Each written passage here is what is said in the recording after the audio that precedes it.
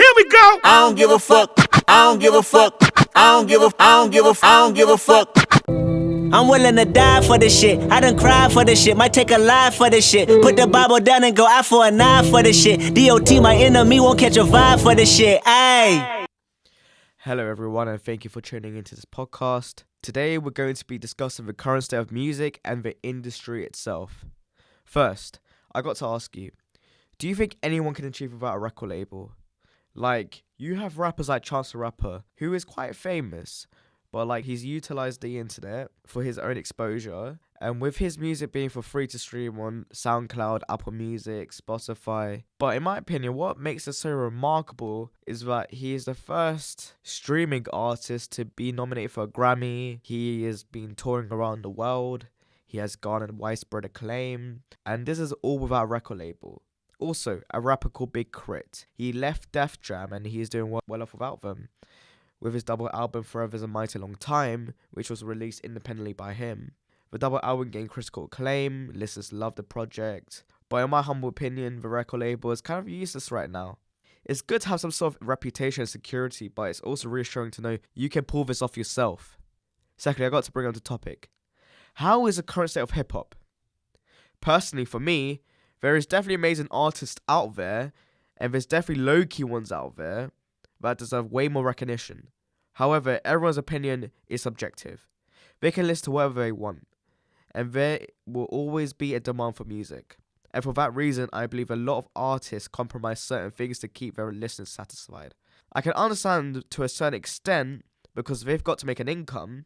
However, I believe it's unnecessary and disrespectful to the genre's origin. I believe every artist that enters into this industry should leave a landmark, establish their own thing, and perhaps innovate. I know that every rapper out there isn't a Kendrick Lamar or a Danny Brown, but they could at least put more effort into their lyrics, like they do with their sound.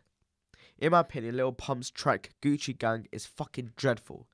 90% of that song is him repeating Gucci Gang over and over again. There are definitely people out there that are into that, but he caters to one demographic. But let's talk about something positive actually. The best rapper working today, in my opinion, it may not be everyone's opinion, but this is my opinion, is Kendrick Lamar, aka Kung Fu Kenny, K-Dot. He's a lyrical genius who continues to surpass the highest expectations I have for him. His energetic flow fused with his thought-provoking lyrics make each track feel like a vignette. He innovates on his sound by incorporating jazz, soul. Each guest feature he has a vital role which further levitates the track in order to achieve something original. For example, with Thundercats featured These Walls brought a sexualized, nuanced tone.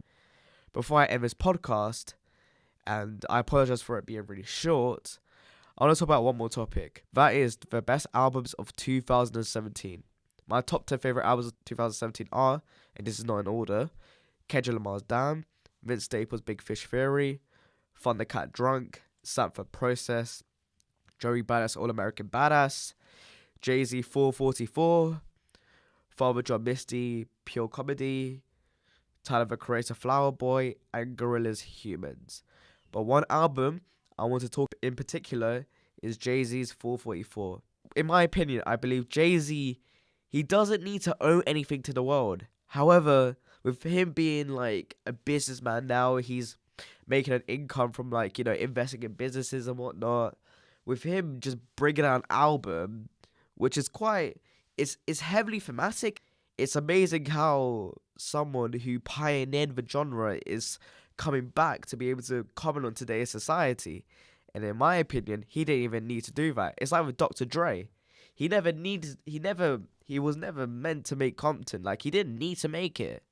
Like, he's well off with his fucking Beats brand. But in my opinion, it's mind-blowing that they actually, it's almost like they're doing it for the community in a way. Even though they're making money from it, don't get me wrong, we all have to make money, we all have to support ourselves, we all have to feed ourselves.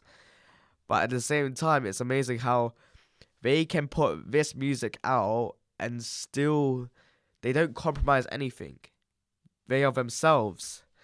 They have a voice, It's like they struggled in the past. It's like with the story of OJ. with people who invest into clothes and whatnot, like the materialistic stuff. It's like invest into houses, invest into like art or something, like, because with that value grows. It may dissipate, however, an investment is an investment. Who knows? It could increase, it could decrease. However, knowing you invest that money right now rather than later, it's like with Bitcoin. If you were to invest 4 years ago, you would have got it cost like what, $4 each? Now it's like what, $17,000 each Bitcoin. Imagine you bought 100 Bitcoins back 4 years ago, right? Right now you'd be sitting on 1.5 million. You and your family would be well off. But you know what? Up to us to be able to, like, make our own futures. It's us to determine where we go in life. Like, we're the ones who make our choice. And with these artists, they do what they love. But like, it doesn't matter if you're not an artist, if you just want to be able to have a secure future or whatnot. It's like, you can be whatever you want, but know that being yourself matters. Thank you for tuning into this podcast, and see you later.